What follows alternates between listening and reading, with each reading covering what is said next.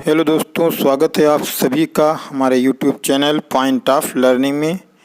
आज हम अपनी एनसीईआरटी की बुक इतिहास विषय का 9वां अध्याय शुरू करेंगे। अब तक कि हमने 8 अध्यायों का अध्ययन कर लिया है। अध्याय नंबर 9, जिसका नाम व्यापारी, राजा और तीर्थयात्री है, इसका हम अध्ययन करेंगे। तो शुरू करते हैं आज का अपना ये अध्याय। अगर आप हमारे चैनल पर पहली बार आए हैं या नए हैं तो हमारे चैनल पॉइंट ऑफ लर्निंग को सब्सक्राइब कर दें और वीडियो को लाइक कर दें और अपने दोस्तों में ज़्यादा से ज़्यादा शेयर करें। शुरू करते हैं आज का हम अपना ये चैप्टर। अध्याय नंबर 9 आपके सामने व्यापारी, राजा और तीर्थयात्री। पाठ की शुरुआत इस तरह से होती है।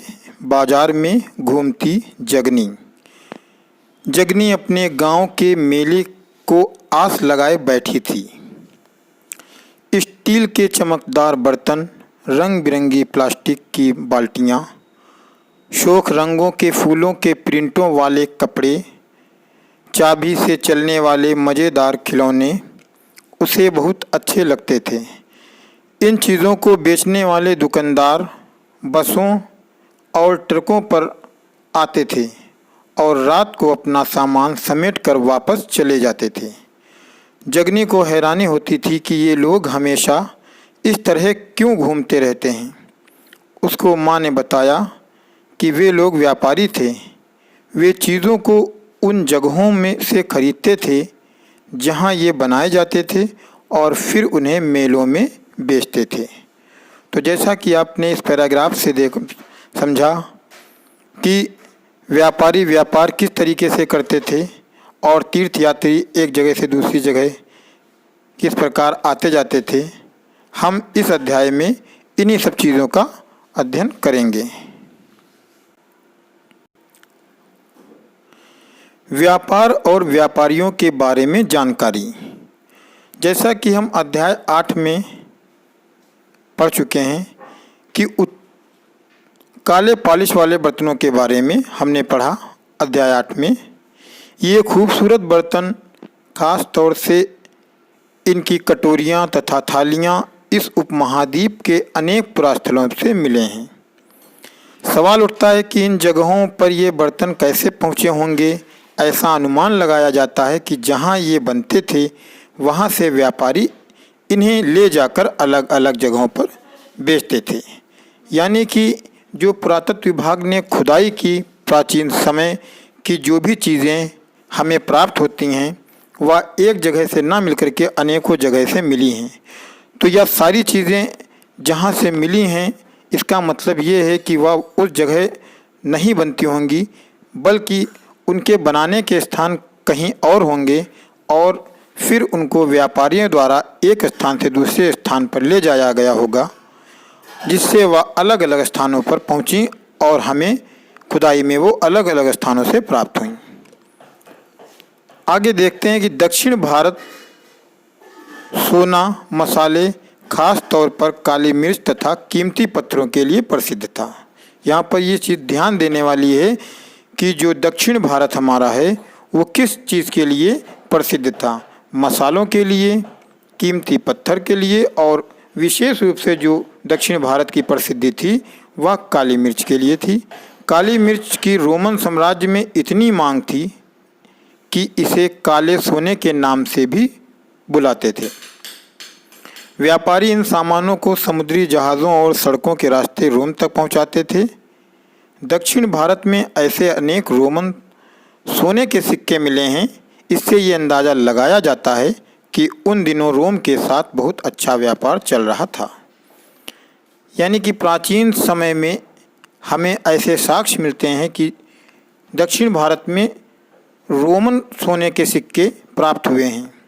क्योंकि रोम के सोने के सिक्के दक्षिण भारत में अगर मिले हैं, इसका मतलब यह है कि भारत का रोम से व्यापार होता था और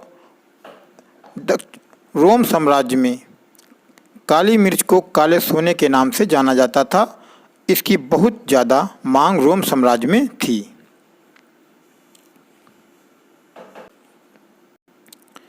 यहाँ पर हम व्यापार से जुड़ी हुई एक कविता देखेंगे। व्यापार के प्रमाण हमें संगम कविताओं में भी मिलते हैं। संगम काल की बात हो रही है।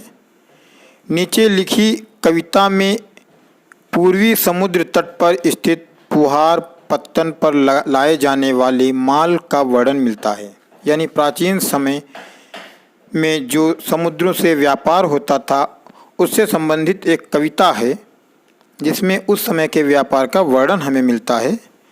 समुद्री जहाज़ों पर लाए गए तेज तर्रार घोड़े, गाड़ियों पर काली मिर्च की गठरियाँ, हिमालय से मिले रत्न और सोना, दक्षिण की पहाड़ियों से चंदन की लकड़ियाँ, दक्षिणी सागर के मोती और पूर्वी सागर के मूंगे, गंगा और कावेरी की फसलें, श्रीलंका से आए खाद्यान्न, म्यांमार के बने मिट्टी के बर्तन और दुर्लभ बेशकीमती आयात। यानी इस कविता में वो सारी चीज़ें समाहित कर दी गई हैं कि प्राचीन समय में व्यापार किस तरीके से होता था और व्यापार में कौन कौन चीज़ें एक जगह से दूसरी जगह बेची जाती थी, खरीदी जाती थी, लाई जाती थी और किन किन जगहों से व्यापार होता था। जैसा कि आपने कविता में देखा कि समुद्री जहाज़ों से पूरा का पूरा व्यापार अधिकतर होता था और जिसमें काली मिर्च, सोना, कीमती रत्न, मोती, लकड़ियाँ, चंदन की लकड़ियाँ, मूंगे, फसलें और इसके साथ साथ जिन देशों से व्यापार होता था जिसमें श्रीलंका, म्यांमार, इन सब जगहों से बर्तन और मिट्टी के बर्तन, खाद्यान्न आदि का व्यापार किया जाता था। इससे हमें हमारे प्राचीन कालीन इतिहास के व्यापार की पूरी जानकारी मिलती है। यानी हम प्राचीन समय की पूरी जानकारी इस कविता के द्वारा प्राप्त कर सकते हैं कि प्राचीन समय में भी भारत में व्यापार उन्नत दशा में था और कीमती पत्थर, सोना और मूंगे, मोती, इसके अलावा मसाले, खाद्यान्न, बर्तन, इन तमाम चीज़ों का व्यापार एक देश से दूसरे देश में किया जाता था। व्यापारियों ने कई समुद्री रास्ते खोज निकाले। इनमें से कुछ समुद्र के किनारे चलते थे, कुछ अरब सागर और बंगाल की खाड़ी पार करते थे। नाविक मानसूनी हवा का फ़ायदा उठाकर अपनी यात्रा जल्दी पूरी कर लेते थे। वे अफ्रीका या अरब के पूर्वी तट से इस उपमहाद्वीप के पश्चिमी तट पर पहुंचना चाहते थे तो दक्षिणी पश्चिमी मानसून के साथ चलना पसंद करते थे। इन लंबी यात्राओं के लिए मजबूत जहाज़ों का निर्माण किया जाता था। यानी इस पैराग्राफ में अगर हम ध्यान से देखें और इसका अध्ययन करके इसे समझें तो व्यापारियों ने उस समय समुद्री रास्तों की खोज की थी। यानी जो व्यापार होता था वो अधिकतर व्यापार जो होता था वो समुद्री मार्ग से होता था, पानी के जहाज़ द्वारा होता था, समुद्री जहाज़ों द्वारा किया जाता था। तो व्यापारियों ने समुद्री रास्ते खोजे थे और वे समुद्र के किनारे किनारे चलते थे, अरब सागर और बंगाल की खाड़ी पार करते थे। क्योंकि समुद्र के बीच में ना जाकर के वो किनारे किनारे ही अरब सागर से बंगाल की खाड़ी पार करते थे और मानसूनी जो हवाएं होती थीं इनके द्वारा वो अपनी यात्रा पूरी करते थे। हवा जिस रुख की होती थी वो उस रुख का सफ़र करते थे और एक जगह से दूसरी जगह, अफ्रीका से पूर्वी तट से पश्चिमी तट तक पहुंचते थे। दक्षिणी पश्चिमी मानसून के साथ भी कभी कभी चलते थे और लंबी यात्राओं के लिए जो जहाज़ होते थे मजबूत जहाज़ों का निर्माण किया जाता था, जिससे कि अगर समुद्र में कोई तूफान, समुद्री तूफान या तेज़ हवाएं चलें तो कि जहाज़ को कोई भी हानि ना हो। समुद्र तटों से लगे राज्य, तो बहुत से राज्य ऐसे थे प्राचीन समय में भी कि जो समुद्र के किनारे बसे हुए थे, समुद्र तट से लगे हुए थे। आज आधुनिक समय में भी कई राज्य ऐसे हैं जो समुद्र तट से घिरे हुए हैं और समुद्र तट के किनारे स्थित हैं। इस उपमहाद्वीप के दक्षिणी भाग में बड़ा तटीय प्रदेश था। यानी जो हमारा उपमहाद्वीप है इसका जो दक्षिणी भाग है या तटीय प्रदेश था, इनमें बहुत से पहाड़ और पठार और नदियों के मैदान थे। नदियों के मैदानी इलाकों में कावेरी मैदान सबसे उपजाऊ है। मैदानी इलाकों तथा तटीय इलाकों के सरदारों और राजाओं के पास धीरे धीरे काफ़ी संपत्ति और शक्ति हो गई। संगम कविताओं में मुनवेंदार की चर्चा मिलती है। यह एक तमिल शब्द है जिसका अर्थ तीन मुखिया है। यानी कि जो कावेरी नदी का मैदान था वह बहुत उपजाऊ था और धीरे धीरे जो सरदार थे उस समय के राजा महाराजा थे वह काफ़ी शक्तिशाली और काफ़ी धन संपत्ति से परिपूर्ण हो चुके थे। और संगम कविताओं में मुनवेंदार की चर्चा मिलती है जो कि तमिल शब्द है जिसका अर्थ होता है तीन मुखिया। इसका प्रयोग तीन शासक परिवारों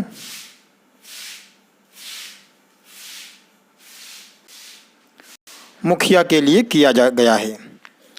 अब ये शासक कौन थे? ये शासक थे चोल, चेर तथा पांडे। तो जो चोल, चेर, पांडे शासक थे यह सब दक्षिण भारत के शासक हुए हैं जो करीब 2300 साल पहले दक्षिण भारत में काफ़ी शक्तिशाली माने जाते थे। या चोल, चेर तथा पांडे राजवंश अपने समय में अपनी शासन सत्ता को स्थापित करके उस समय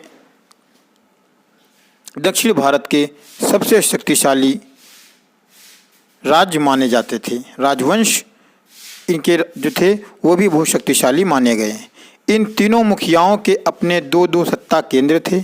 इनमें से एक तटीय हिस्से में और दूसरा अंदरूनी हिस्से में था।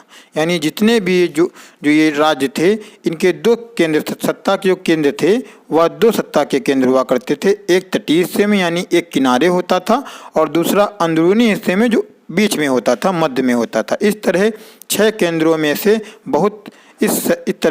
केंद्रों में से दो बहुत महत्वपूर्ण थे। यानी कि तीनों राज्यों के दो दो केंद्र थे। इस तरीके से 6 केंद्र होते हैं और इन 6 केंद्रों में भी जो दो थे वह बहुत महत्वपूर्ण थे। एक चोलों का पत्तन पुहार था या कावेरी पट्टनम जिसको कहते हैं, और दूसरा पांड्यों का राजधानी मदुरै थी। मदुरै आज भी बहुत प्रसिद्ध और बहुत ही विकसित नगर है। तो जो उस समय के 6 केंद्रों में से 2 केंद्र प्रमुख थे वो चोलों का पत्तन पुहार और कावेरी पट्टनम भी इसको कहते हैं, और दूसरा पांड्यों की राजधानी मदुरै था। ये मुखिया लोगों से निर्मित करके बजाय उपहारों की मांग करते थे। कभी कभी ये सैनिक अभियानों पर भी निकल पड़ते थे और आसपास के इलाकों से शुल्क वसूल कर लिया करते थे। इनमें से कुछ धन वे अपने पास रख लेते थे, बाकी अपने समर्थकों, नाते रिश्तेदारों, सिपाहियों तथा कवियों के बीच में बांट दिया करते थे।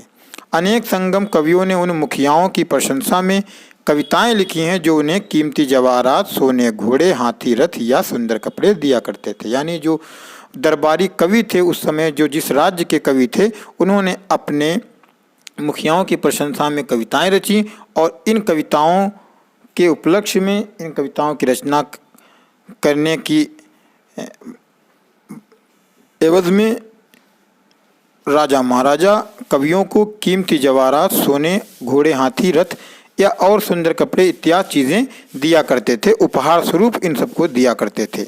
इसके लिए 200 वर्षों के बाद पश्चिम भारत में सातवाहन नामक राजवंश का प्रभाव बढ़ गया और लगभग जब ये चोल पांडे राज्यों का शासन चल रहा था उसके लगभग 200 वर्षों के बाद पश्चिमी भारत में सातवाहन नामक राजवंश एक हुआ करता था जिसका प्रभाव बढ़ गया। सातवाहनों का सबसे प्रमुख राजा जो था गौतमी पुत्र श्री सतकर्णी था। बहुत ही प्रसिद्ध, बलशाली और शक्तिशाली यह राजा था।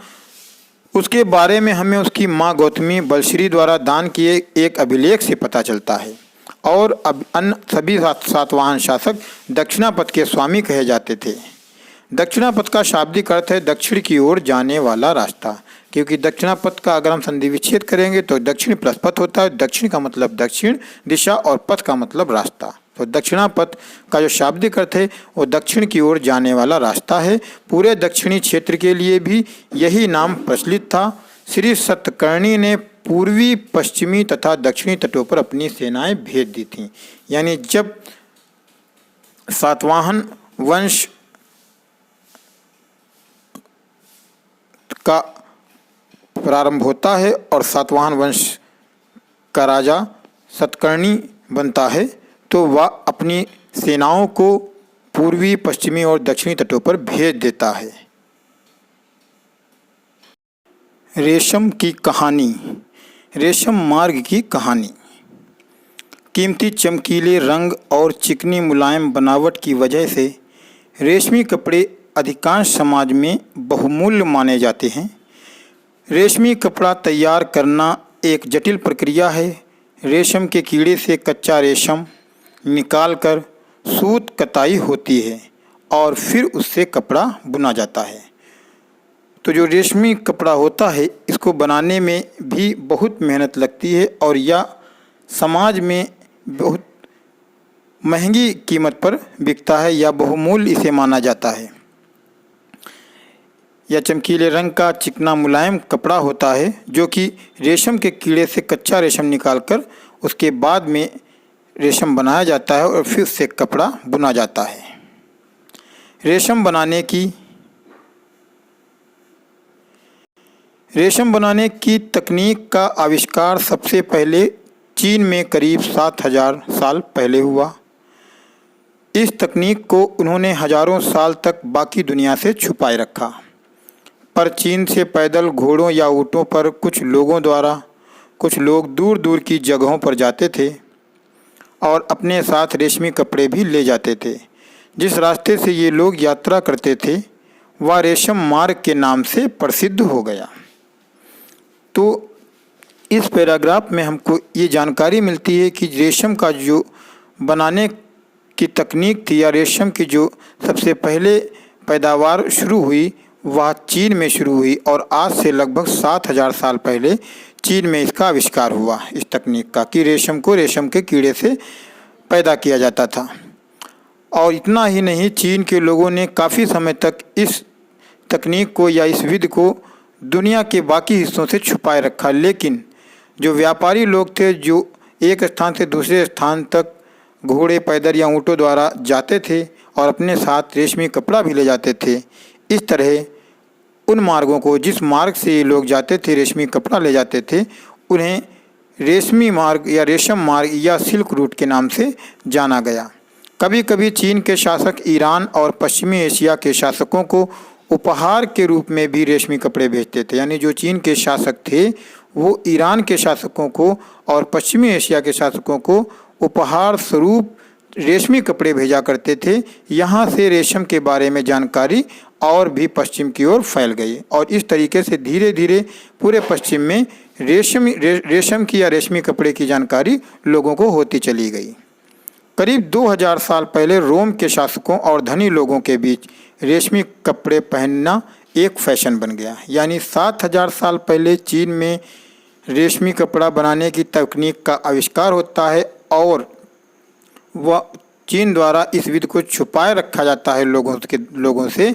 लेकिन काफ़ी समय बाद, लगभग 2000 साल पहले, रोम के शासक और जो वहाँ के धनी वर्ग के लोग थे यानी उच्च वर्ग के लोग थे, उनके द्वारा रेशमी कपड़ा पहनना एक फैशन बन गया था। यानी एक बहुमूल्य बेशकीमती वस्त्र माना जाता था रेशमी कपड़ा, और या शासकों द्वारा या फिर धनी लोगों द्वारा ही पहना जाता था, जो कि एक फैशन के रूप में हो चुका था।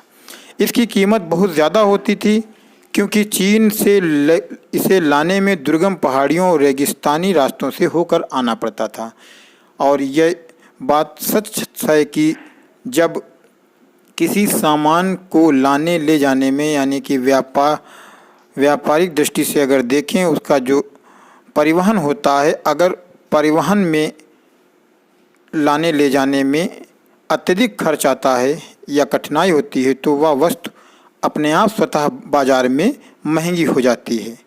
तो चूँकि रेशम चीन में सबसे पहले बनता था और चीन द्वारा विश्व के कई भागों में इसे भेजा जाता था या विश्व के कई भागों में व्यापारियों द्वारा इसे ले जाया जाता था, और चीन से इन सभी जगहों पर जाने में पहाड़ी रास्ते और रेगिस्तान से होकर गुजरना पड़ता था, जो कि बहुत ही कठिन था। इस तरह इन रास्तों से आने जाने के लिए व्यापारियों से यात्रा शुल्क भी लिया जाता था, क्योंकि जब ये व्यापारी जिस राज्य में दाखिल होते थे तो उस राज्य के द्वारा इनसे व्यापारी यात्रा शुल्क भी लिया जाता था व्यापारियों से। इस प्रकार से रेशम का कपड़ा जहाँ जब अंतिम जगह पहुँचता था तो बहुत महंगा बिकता था। आगे बढ़ते हैं, देखते हैं कि इसमें सिल्क रूट तथा उसकी शाखाओं को दिखाया गया है। यानी पृष्ठ 76-77 पे मानचित्र 6 दिया हुआ है और उसमें उस सिल्क रूट को दिखाया गया जहाँ से रेशम के कपड़े का व्यापार किया जाता था। व्यापारी लोग इसको ले जाया करते थे। कुछ शासक इसके बड़े बड़े हिस्सों पर अपना नियंत्रण करना चाहते थे, क्योंकि शासकों की एक फितरत होती है कि वह हर बहुमूल्य चीज़ पर, कीमती चीज़ पर अपना नियंत्रण करना चाहते हैं, अपना आधिपत्य स्थापित करना चाहते हैं। तो कुछ शासक उस समय के बड़े बड़े हिस्सों पर रेशम के अपना नियंत्रण करना चाहते थे, कंट्रोल करना चाहते, क्योंकि वे इस रास्ते पर यात्रा कर रहे व्यापारियों से कर, शुल्क तथा तोहफों के जरिए लाभ लेना चाहते थे। उनको इन यात्रियों से भारी मात्रा में शुल्क भी मिलता और साथ साथ उपहार भी मिलते। इसके लिए वह इन रेशम के जो रास्ते थे इनके बड़े हिस्सों पर अपना नियंत्रण, अपना आधिपत्य स्थापित करना चाहते थे। इसके बदले ये शासक इन व्यापारियों को क्या देते थे, क्योंकि जब वो उनसे उपहार और शुल्क लेते हैं तो जब राज्य किसी से कोई चीज़ लेता है तो उसके बदले में उस राज्य से अपेक्षा की जाती है कि वह भी उसको कुछ उसके बदले में कोई सुविधा दे। तो इसके बदले में जो व्यापारियों से शुल्क या उपहार आदि लिया जाता था, तो शासक लोग इन व्यापारियों को अपने राज्य से गुजरते वक्त लुटेरों के आक्रमणों से सुरक्षा देते थे, क्योंकि प्राचीन समय में लुटेरे अक्सर काफिलों पर, व्यापारियों पर हमला करते थे और उनके पास सभी बहुमूल्य चीज़ें जो होती थीं उन्हें लूट लिया करते थे। इस प्रकार से जिस राज्य से ये व्यापारी गुजरते थे तो वहाँ के शासक का उत्तरदायित्व बनता था कि वह इनकी इस तरीके के लुटेरों से सुरक्षा करे, और जिसके एवज में व्यापारी राजा महाराजाओं को जो व्यापारिक यात्रा शुल्क होता था, साथ ही कीमती उपहार होते थे, वह इन शासकों को दिया करते थे। सिल्क रूट पर नियंत्रण रखने वाले शासकों में सबसे प्रसिद्ध कुषाण थे। कुषाण शासन प्राचीन भारत का प्रसिद्ध शक्तिशाली शासनकाल रहा है और कुषाण वंश के शासक सभी बहुत योग्य एवं शक्तिशाली थे। तो जो सिल्क रूट यानी रेशम मार्ग पर नियंत्रण रखने वाले शासक हैं, उनमें जो सबसे प्रसिद्ध और सबसे प्रमुख शासक थे वह कुषाण थे। करीब 2000 साल पहले मध्य एशिया तथा पश्चिमोत्तर भारत पर इनका शासन था। यानी आज से लगभग 2000 वर्ष पहले मध्य एशिया पर और पश्चिम उत्तर भारत पर कुषाण वंश का शासन हुआ करता था। पेशावर और मथुरा इनके दो प्रमुख शक्तिशाली केंद्र थे। तक्षशिला भी इनके ही राज्य का एक हिस्सा था। इनके शासनकाल में ही सिल्क रूट की एक शाखा मध्य एशिया से होकर सिंधु नदी के मुहाने के पत्तनों तक जाती थी। फिर यहाँ से जहाज़ों द्वारा रेशम पश्चिम की ओर रोमन साम्राज्य तक पहुँचता था। इस उपमहाद्वीप में सबसे पहले सोने के सिक्के जारी करने वाले शासकों में भी कुषाण ही थे। सिल्क रूट पर यात्रा करने वाले व्यापारी इनका उपयोग किया करते थे। तो इस पैराग्राफ से हमें पता चलता है कि कुषाण थे, उन्होंने सबसे पहले रेशम मार्ग पर अपना नियंत्रण स्थापित किया और इनके दो प्रमुख केंद्र थे मथुरा और पेशावर। तक्षशिला भी इनके राज्य का हिस्सा था। इतना ही नहीं, यहीं से एक रेशम मार्ग या सिल्क रूट की एक शाखा मध्य एशिया से होकर के सिंधु नदी के मुहाने के पत्तनों तक जाती थी। यानी जो सिंधु नदी के किनारे बंदरगाह थे वहाँ तक एक रास्ता जाता था और यहीं से फिर जहाज़ों द्वारा विश्व के अलग अलग देशों में हिस्सों में रेशम को पहुँचाया जाता था, जिनमें रोमन साम्राज्य प्रमुख था। और कुषाणों द्वारा ही सबसे पहले सोने के सिक्के जारी किए गए और इन सोने के सिक्कों का प्रयोग इन व्यापारियों द्वारा किया जाता था। बौद्ध धर्म का प्रचार प्रसार। कुषाणों का सबसे प्रसिद्ध राजा कनिष्क था। उसने करीब 1900 साल पहले शासन किया। उसने एक बौद्ध परिषद का गठन किया जिसमें एकत्र होकर विद्वान महत्वपूर्ण विषयों पर विचार विमर्श करते थे। बुद्ध की जीवनी, बुद्ध चरित्र के रचनाकार कवि अश्वघोष कनिष्क के दरबार में रहते थे। अश्वघोष तथा अन्य बौद्ध विद्वानों ने अब संस्कृत में लिखना शुरू किया। तो यहाँ हमें ध्यान देने वाली बात है कि जो कुषाण वंश था, कुषाण वंश का जो सबसे प्रसिद्ध प्रतापी या योग्य या शक्तिशाली राजा या शासक कहें तो वह कनिष्क था। कनिष्क कुषाण वंश का सबसे प्रसिद्ध शासक हुआ है और उसने 1900 साल पहले, आज से 1900 साल पहले कुषाण वंश के शासक के रूप में शासन किया। कनिष्क बौद्ध धर्म का अनुयायी था और उसने एक बौद्ध परिषद का भी गठन किया जिसमें उस समय के उसके राज्य के दरबार के महत्वपूर्ण विद्वान जो होते थे, जो विद्वान थे, वह महत्वपूर्ण विषयों पर बैठ करके विचार विमर्श करते थे। जो बुद्ध चरित्र है, प्रसिद्ध रचना है, कंपटीशन में या प्रतियोगी परीक्षाओं में भी बहुत पूछी जाती है कि बुद्ध चरित्र के रचनाकार कौन है। तो बुद्ध चरित्र जो है वह महात्मा बुद्ध या गौतम बुद्ध की जीवनी है और इसकी जो रचनाकार हैं, इसके जो लेखक कह सकते हैं तो वह कवि अश्वघोष हैं। यानी अश्वघोष द्वारा बुद्ध चरित्र की रचना की गई है और अश्वघोष कनिष्क के दरबारी कवि थे। अश्वघोष तथा अन्य बौद्ध विद्वानों ने कनिष्क के समय में संस्कृत में भी लिखना शुरू कर दिया था। इस समय बौद्ध धर्म की एक नई धारा महायान का विकास हुआ। इसकी दो मुख्य विशेषताएं थीं। पहले, मूर्तियों में बुद्ध की उपस्थिति सिर्फ कुछ संकेतों के माध्यम से दर्शाई जाती थी। मिसाल के तौर पर उनकी निर्वाण प्राप्ति को पीपल के पेड़ की मूर्ति द्वारा दर्शाया जाता था, पर अब बुद्ध की प्रतिमाएं बनाई जाने लगीं। इनमें से अधिकांश मथुरा में तो कुछ तक्षशिला में बनाई जाने लगीं। तो यहाँ पर बताया ये गया है कि बौद्ध धर्म दो भागों में बंट गया था और बौद्ध धर्म गौतम बुद्ध के निर्माण के प्राप्त दो संप्रदायों में बटा था, जिनमें एक हीनयान था और एक महायान था। हीनयान के मानने वाले कम अनुयायी थे, जबकि महायान के अनुयायी अधिकतम मात्रा में, अधिकतम संख्या में थे। महायान का जब विकास हुआ तो इसकी विशेषताएं ये थीं। महायान के जो लोग थे उनका क्या मानना था कि पहले जो था वो मूर्तियों में बुद्ध की उपस्थिति सिर्फ कुछ संकेतों के माध्यम से दर्शाई जाती थी। यानी जो बुद्ध की मूर्तियां थीं उसकी पूजा की जाती थी और इसमें उनके निर्वाण प्राप्ति को, यानी जब उनको निर्वाण प्राप्त हुआ उसका एक सिंबल था जो कि पीपल का पेड़ था, ये दिखाया गया था। लेकिन अब क्या था, बुद्ध की जो प्रतिमाएं थीं वो अधिकांश बुद्ध की प्रतिमाएं बनाई जाने लगी थी सीधे सीधे, और ये जो प्रतिमाएं बनती थी वो मथुरा में और तक्षशिला में बनाई जाती थी। दूसरा परिवर्तन बोधिसत्व में आस्था को लेकर आया। बोधिसत्व उन्हें कहते हैं जो ज्ञान प्राप्ति के बाद एकांतवास करते हुए ध्यान साधना कर सकते थे, लेकिन ऐसा करने के बजाय वे लोगों को शिक्षा देने और मदद करने के लिए सांसारिक परिवेश में ही रहना ठीक समझने लगे। धीरे धीरे बोधिसत्व की पूजा काफ़ी लोकप्रिय हो गई और पूरे मध्य एशिया, चीन और बाद में कोरिया तथा जापान तक भी फैल गई।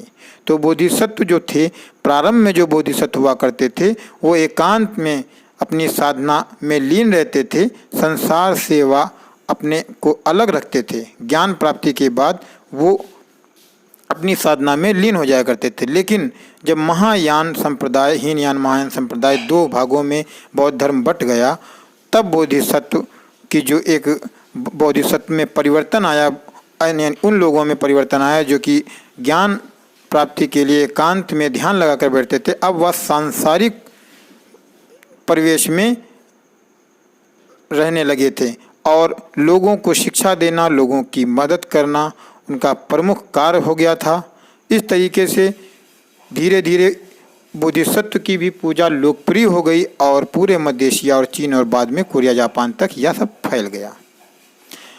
बौद्ध धर्म का प्रचार पश्चिमी और दक्षिणी भारत में हुआ, जहां बौद्ध भिक्षुओं के रहने के लिए पहाड़ों में दर्जन गुफाएं खोदी गईं।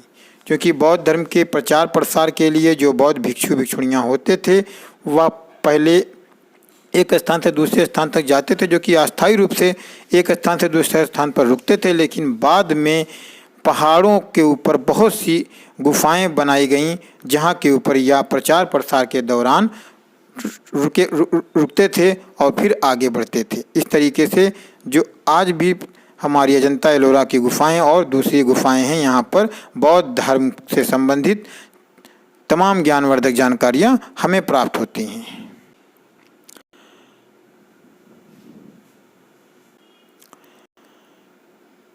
सांची के स्तूप का एक मूर्ति चित्र।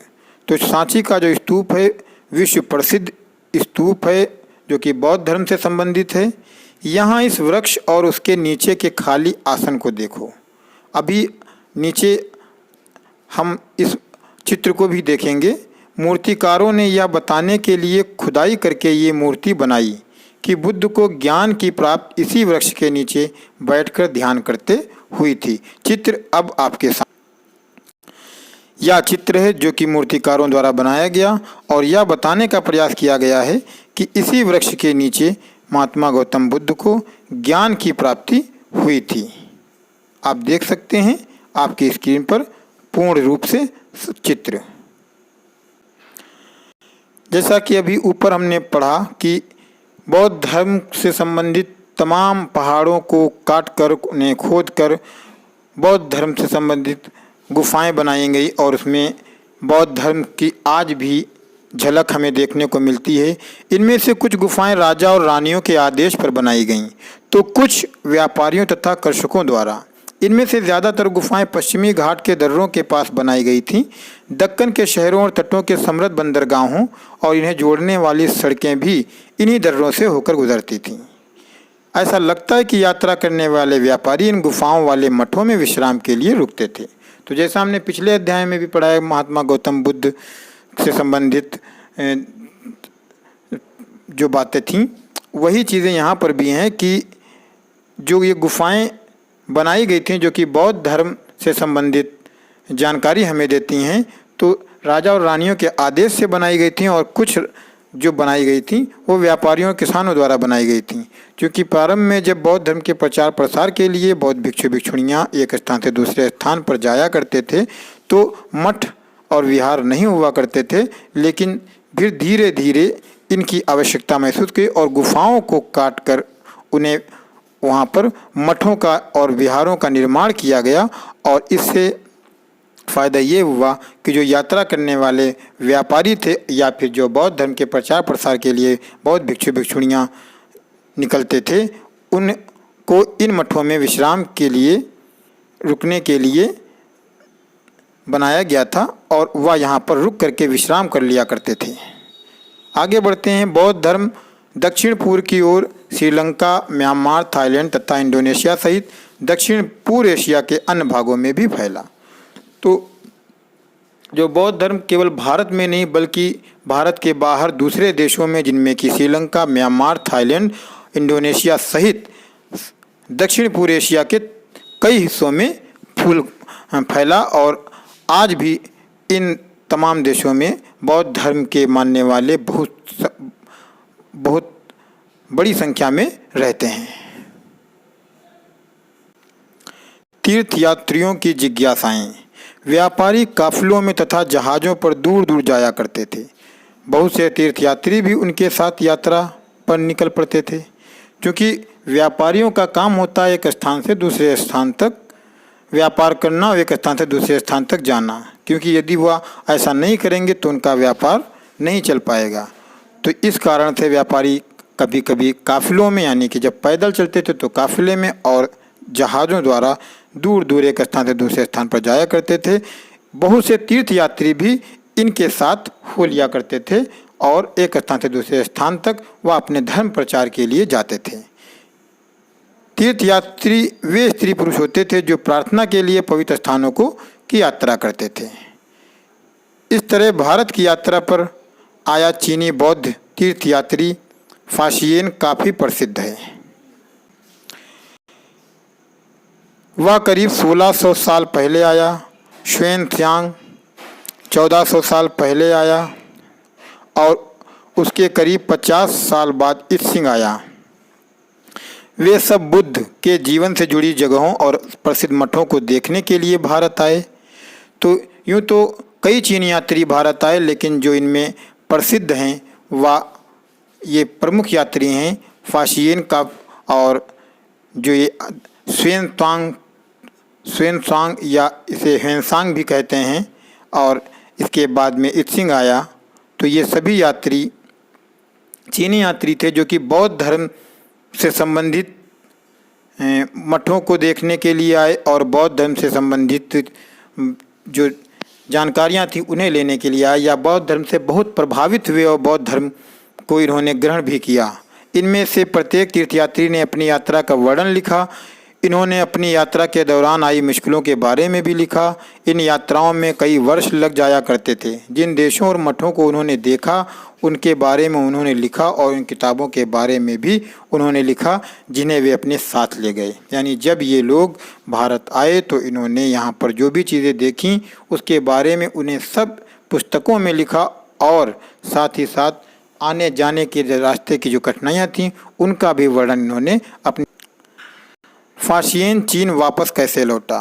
फाशियन ने अपने घर चीन वापस लौटने के लिए अपनी यात्रा बंगाल से शुरू की, क्योंकि जैसा कि अभी हमने पढ़ा कि सबसे पहले जो यात्री आया चीन से वह फाशियन था, और जब वह यहाँ पर आया फिर यहाँ रुका, बौद्ध धर्म की जानकारी ली, बौद्ध धर्म से संबंधित तमाम बातें उसने अपनी पुस्तक में लिखी, और साथ ही साथ बौद्ध धर्म से संबंधित जो स्थान थे, मठ थे और दूसरी जो विहार थे, इन सब को देखा।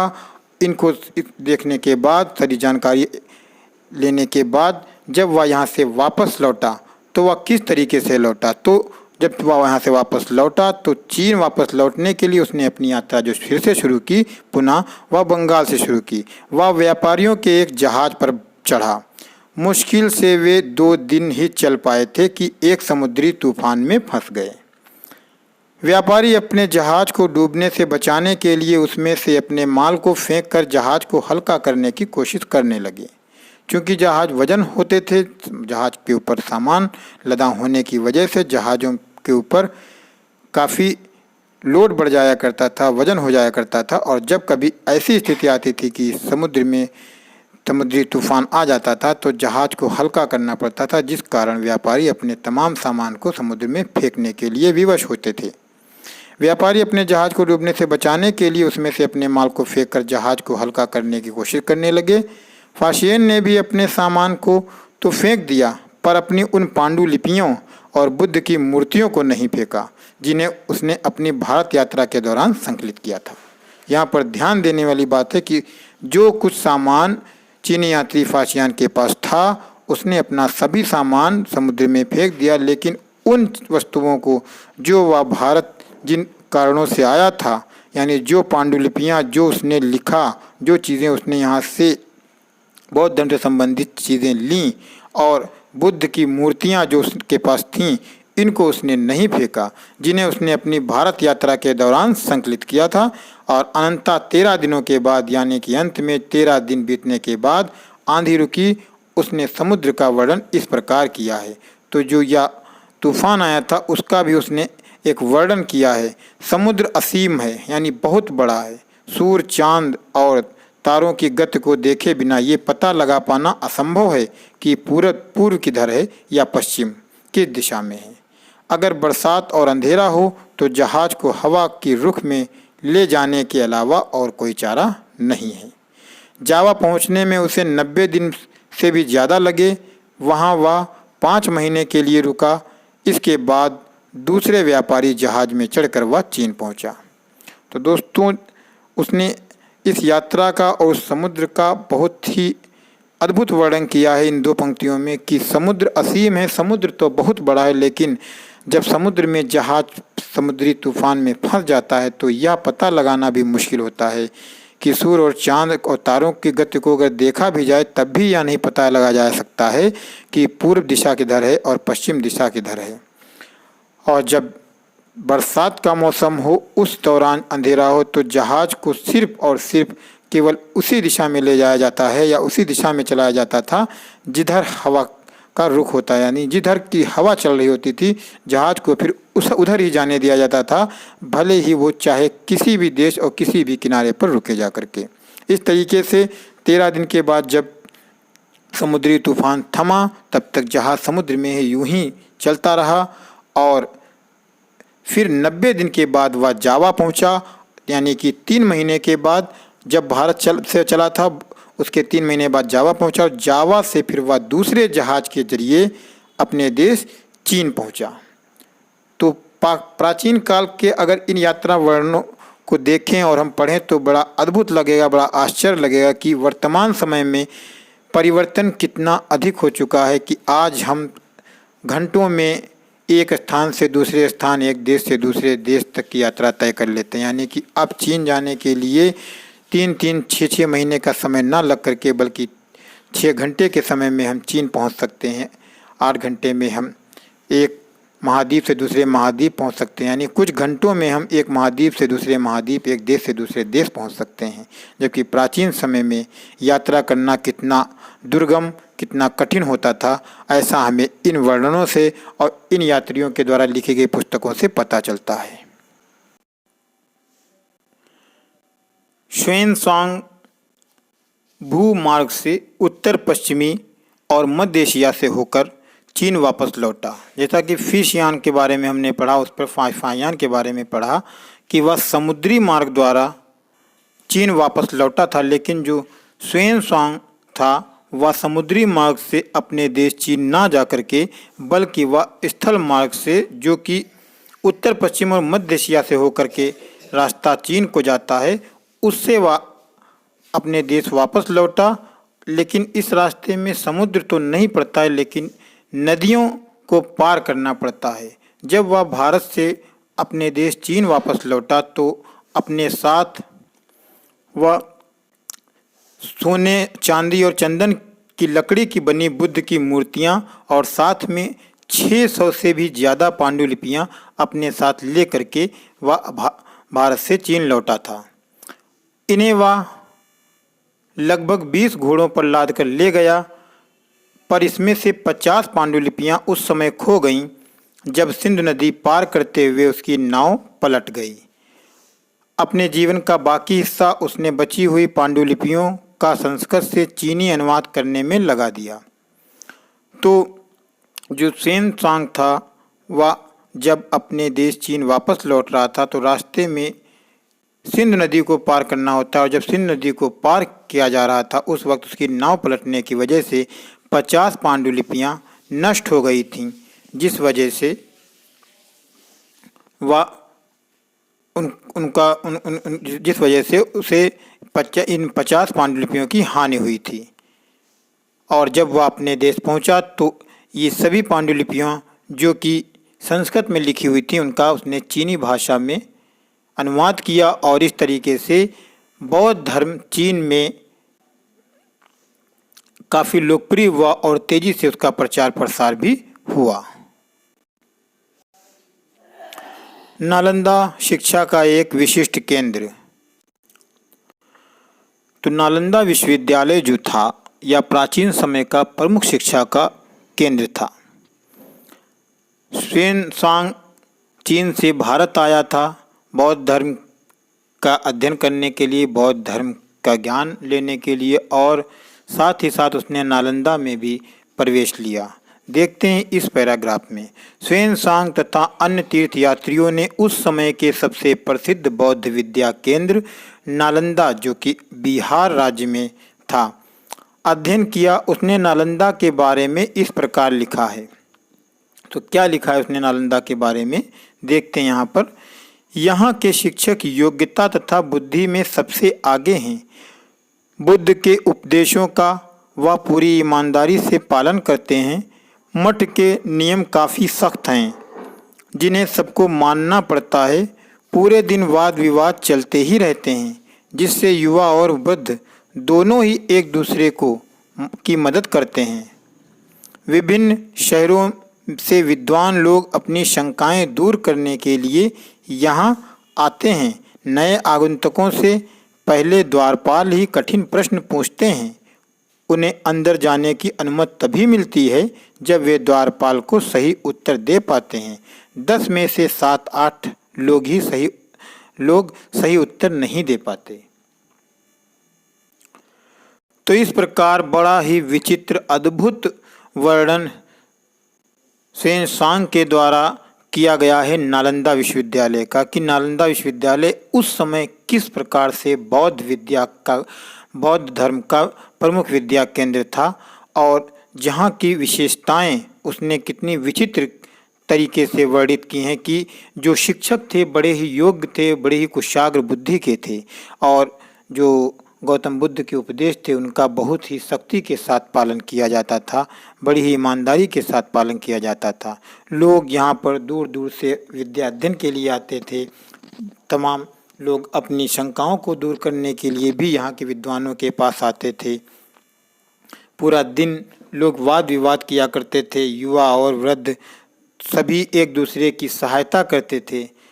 लेकिन साथ ही साथ ये भी बताया गया कि नालंदा विश्वविद्यालय में उस समय प्रवेश करना आसान नहीं था, बल्कि द्वारपाल आने वाले सभी लोगों से प्रश्न पूछते थे जो कि कठिन होते थे और हर कोई इनके प्रश्नों का उत्तर नहीं दे पाता था। जो प्रश्नों का उत्तर देता था उसे ही इसके अंदर आने की अनुमति मिलती थी। भक्ति की शुरुआत। इन्हीं दिनों देवी देवताओं की पूजा का चलन भी शुरू हुआ। बाद में हिंदू धर्म की यह प्रमुख पहचान बन गई। इनमें शिव, विष्णु और दुर्गा जैसे देवी देवता शामिल हैं। तो इसी समय में जब यह बौद्ध धर्म का प्रचार प्रसार चल रहा था, या जिस समय का वर्णन हम इस वक्त पढ़ रहे हैं, उसी समय भक्ति की भी शुरुआत होती, भक्ति का भी प्रारंभ होता है, और जिसमें हिंदू धर्म में यह एक पहचान बन गई और शिव, विष्णु और दुर्गा जैसे देवी देवताओं की भक्ति की जाने लगी या पूजा की जाने लगी लोगों के द्वारा। इन देवी देवताओं की पूजा भक्ति परंपरा के माध्यम से की जाती थी, यानी श्रद्धा के माध्यम से की जाती थी। भक्ति उस समय काफ़ी लोकप्रिय परंपरा बन गई। किसी देवी या देवता के प्रति श्रद्धा को ही भक्ति कहा जाता है। यानी जब हम किसी के प्रति श्रद्धा अपनी अर्पित करते हैं उसी को भक्ति कहते हैं। भक्ति का पथ सबके लिए खुला था, चाहे वह धनी हो, निर्धन हो, ऊंची जात का हो या नीची जात का हो, पुरुष हो या स्त्री हो। यानी किसी के लिए कोई प्रतिबंध नहीं था, किसी प्रकार की कोई रोक नहीं थी। हर किसी के लिए भक्ति का मार्ग खुला हुआ था। हर किसी को भक्ति करने की, अपने देवी देवताओं की पूजा आराधना करने की अनुमति प्राप्त थी। भक्ति मार्ग की चर्चा हिंदुओं के पवित्र ग्रंथ भगवद गीता में की गई है। यानी भक्ति का मार्ग क्या है ये सही मायने में भगवद गीता में बताया गया था। और भगवद गीता क्या है? भगवद गीता हिंदू धर्म की पवित्र पुस्तक या पवित्र ग्रंथ है। भगवद गीता, जिसके बारे में हम अध्याय 11 में विस्तृत रूप से पढ़ेंगे, ये महाभारत का एक हिस्सा है। जो महाभारत काव्य है उसी का एक हिस्सा है। इसमें भगवान कृष्ण अपने भक्त और मित्र अर्जुन को सभी धर्मों को छोड़कर उनकी शरण में आने का उपदेश देते हैं, क्योंकि केवल कृष्ण ही अर्जुन को सारी बुराइयों से मुक्ति दिला सकते हैं। पूजा का यह रूप धीरे धीरे देश के विभिन्न भागों में फैलने लगा।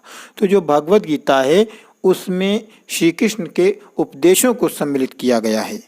भक्ति मार्ग अपनाने वाले लोग आडंबर के साथ पूजा पाठ करने के बजाय ईश्वर के प्रति लगन और व्यक्तिगत पूजा पर जोर देते थे।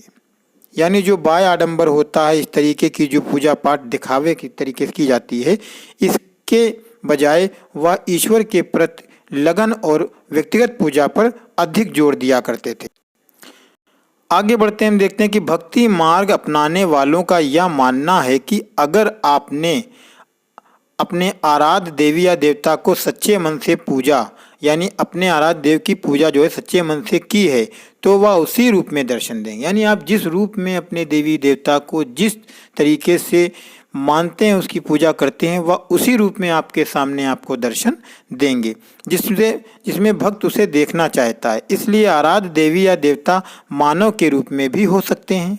यानी अगर आप मानव के रूप में उनकी पूजा करते हैं तो वह मानव के रूप में आपको दर्शन देंगे, या फिर सिन्न, पेड़ या अन्य किसी भी रूप में, या अगर आप किसी पशु के रूप में या वृक्ष के रूप में उनकी पूजा आराधना करते हैं तो वह आपको उस रूप में दर्शन देंगे। जैसे जैसे इस विचार को समाज द्वारा स्वीकृति मिलती गई, यानी समाज में इस तरीके का विचार फैलता गया, तो कलाकारों द्वारा या मूर्तिकारों द्वारा देवी देवताओं की एक से एक बढ़कर खूबसूरत और सुंदर मूर्तियां तैयार की जाने लगी। यानी जब यह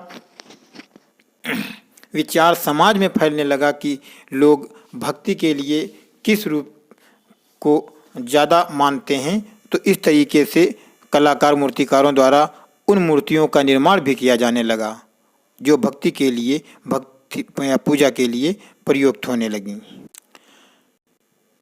यहाँ पर अब हम देखते हैं कि भक्ति क्या होती है। भक्ति भज शब्द से बना है, यानी जो भक्ति शब्द है या भज से निकला हुआ है, भज से बना हुआ, जिसका अर्थ होता है विभाजित करना या हिस्सेदारी। इसका अर्थ ये है कि भक्ति भगवान और भक्त के बीच परस्पर यानी एक दूसरे के प्रति एक संबंध है। जो भक्ति है ईश्वर और मानव के बीच या भक्त और भगवान के बीच एक अंतरंग संबंध है, एक आंतरिक रिश्ता है। भक्ति भगवत या भगवान के प्रति झुकाव है, यानी अपने आराध्य के प्रति जो आपका झुकाव होता है उसे भक्ति कहते हैं। जो श्रद्धा होती है उसे भक्ति कहते हैं। भगवत का एक अर्थ ये भी है, यानी इसके अलावा भी भगवत का एक दूसरा भी अर्थ है, जो अपने ऐश्वर्य तथा सुख को भक्तों के साथ बांटता है। जो अपने सुख को भक्तों के साथ बांटे, और सुख को बांटने का काम केवल ईश्वर ही कर सकता है, अन्यथा कोई नहीं कर सकता है।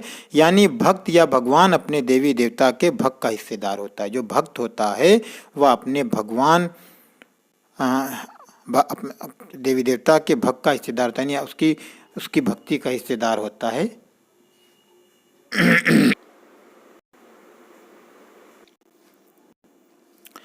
एक भक्त द्वारा लिखी गई एक कविता।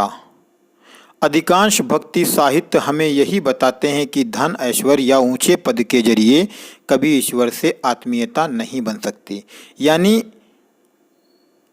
जो भक्ति साहित्य लिखा गया उसके ज़्यादातर जो अंश हैं या भक्ति साहित्य जो हैं उनमें हमको जो बात पता चलती है, जो अधिकांश रूप से जिसमें सबसे अधिक मात्रा में जो बात बताई गई वह यही बताई गई कि धन से या ऐश्वर्य से या ऊंचे पदों के जरिए आप ईश्वर को प्राप्त नहीं कर सकते हैं। ईश्वर से आपका जो है जुड़ाव है वो नहीं हो सकता है। करीब 1400 साल पहले शिव भक्त अप्पार द्वारा तमिल में लिखी गई एक कविता है, जिसका यहाँ पे हिंदी वर्णन है। कविता का एक अंश है, तो उसे देखते हैं। नष्ट होते अंगों वाला कुष्ठ रोगी, ब्राह्मणों की नज़र में निचली जाति का व्यक्ति, कूड़ा करकट बटोर कर अपनी जीविका चलाने वाला इंसान, अगर ये लोग भी गंगा को अपनी जटाओं में छिपा लेने वाले शिव के दास बन जाएं तो मैं उनकी आराधना करूंगा। यानी इन लोगों के बारे में वर्णन किया है उसने कि इस तरीके से अगर सभी लोग एक हो जाएं तो मैं उनकी आराधना करूंगा, क्योंकि वे मेरे ईश्वर के समान हो जाएंगे। देवी देवताओं का विशेष सम्मान होता था, इसलिए विशेष जगहों पर ही इनकी मूर्तियों को रखा जाता था। इन स्थानों को ही मंदिर कहते हैं। अध्याय 11 में हम मंदिरों के बारे में विस्तृत रूप से पढ़ेंगे। तो जैसा कि अभी हमने ऊपर देखा कि जब यह विचार समाज में फैल गया कि आप भक्ति को किस रूप में करना चाहते हैं, भक्ति आप जिस रूप में करेंगे ईश्वर आपको उसी रूप में दर्शन देंगे, और इस प्रकार से जब समाज में ये बात फैलने लगी तो मूर्तिकारों, कलाकारों के द्वारा सुंदर सुंदर मूर्तियां बनाई जाने लगी। लेकिन देवी देवताओं का जो सम्मान होता था वो विशेष होता था, इसलिए विशेष जगहों पर ये मूर्तियां रखी जाती थीं, और जहाँ पर ये मूर्तियां रखी जाती थीं उस स्थान को मंदिर कहा जाने लगा। भक्ति परंपरा ने चित्रकला, शिल्पकला और स्थापत्य कला के माध्यम से अभिव्यक्ति की प्रेरणा दी कि आप अपनी भक्ति को किस तरीके से अभिव्यक्त करेंगे। तो चित्रकला के रूप में, शिल्पकला के रूप में, स्थापत्य कला पे यानी मूर्ति के रूप में या चित्र के रूप में आप अपनी भक्ति को अभिव्यक्त कर सकते हैं। आगे देखते हैं हिंदू शब्द के बारे में। यहाँ पे बताया कि हिंदू शब्द कैसे, कहाँ से निकला। हिंदू शब्द इंडिया शब्द की तरह ही सिंधु या इंडस से निकला है। यानी जिस तरीके से इंडिया शब्द जो है इंडस से निकला, उसी तरीके से हिंदू शब्द सिंधु से निकला सॉरी। तो सिंधु शब्द जो है सिंधु से निकला है और ये शब्द अरबों तथा ईरानियों द्वारा उन लोगों के लिए प्रयोग किया जाता था जो सिंधु नदी के पूरब में रहते थे। जो लोग सिंधु नदी के पूरब दिशा में रहते थे उनके लिए अरबों और ईरानियों ने सिंधु शब्द का प्रयोग किया था, जो कि कालांतर में हिंदू शब्द बन गया। यही शब्द उनके धार्मिक विश्वास तथा सांस्कृतिक परंपराओं के लिए भी प्रयुक्त होता है।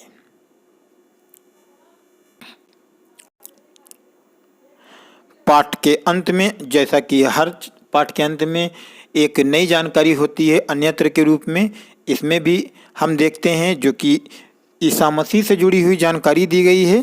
करीब 2000 साल पहले पश्चिम एशिया में ईसाई धर्म का उदय हुआ। यानी आज से लगभग 2000 साल पहले पश्चिम एशिया में ईसाई धर्म का उदय होता है। ईसा मसीह का जन्म बेथलहम में हुआ, जो उस समय रोमन साम्राज्य का हिस्सा था। यानी ईसा मसीह का जन्म जहाँ हुआ था वो बेथलहम है। बेथलहम उस समय रोमन साम्राज्य में था।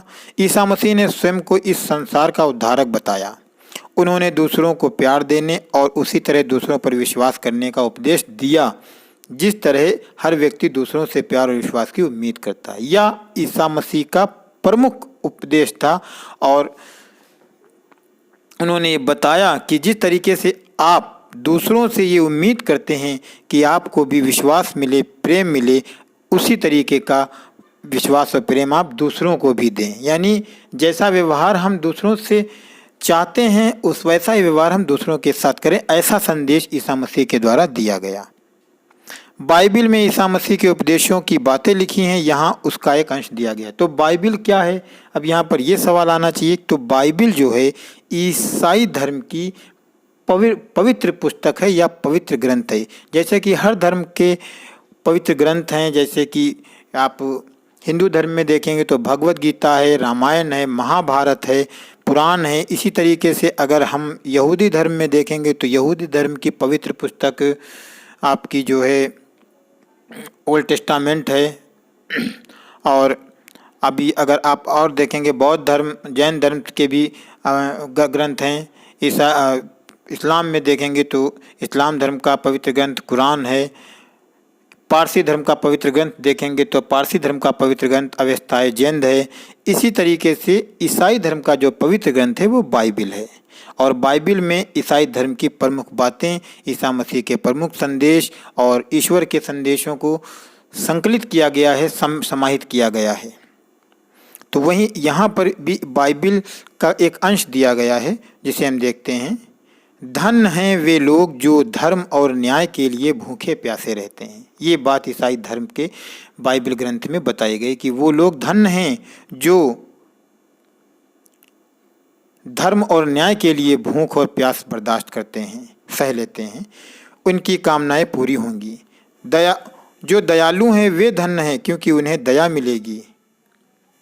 धन्य हैं वे लोग जो दिल से पवित्र हैं क्योंकि वे ईश्वर के दर्शन कर सकेंगे। यानी जिनका दिल पाक है, पवित्र है, वे ईश्वर के दर्शन करेंगे। धन्य हैं वे जो शांति स्थापित करते हैं, वही ईश्वर की संतान कहलाएंगे। ईसा मसीह के उपदेश साधारण लोगों को बहुत पसंद आए और धीरे धीरे यह पश्चिम एशिया, अफ्रीका तथा यूरोप में फैल गए। ईसा मसीह की मृत्यु के 100 सालों के अंदर ही भारतीय उपमहाद्वीप के पश्चिमी तट पर पहले ईसाई धर्म प्रचारक पश्चिमी एशिया से आए। यानी कि धीरे धीरे या जो संदेश ईसाई धर्म की पवित्र पुस्तक बाइबिल में दिए गए थे या लोगों के बीच फैल गए। और जब ईसा मसीह की मृत्यु हो गई उनके 100 सालों के बाद भारतीय उपमहाद्वीप में भी ईसाई धर्म के प्रचारक आए और यहाँ पर भी ईसाई धर्म फलने फूलने लगा। इस तरीके से दोस्तों हमारा अध्याय 9 समाप्त होता है। वीडियो आपको कैसी लगी हमें कमेंट बॉक्स में बताएं। अगर आपने हमारे वीडियो चैनल को अभी तक सब्सक्राइब नहीं किया तो सब्सक्राइब कर लें और वीडियो को लाइक कर दें। दोस्तों में ज़्यादा से ज़्यादा शेयर करें। बने रहें हमारे साथ, देखते रहें पॉइंट ऑफ लर्निंग।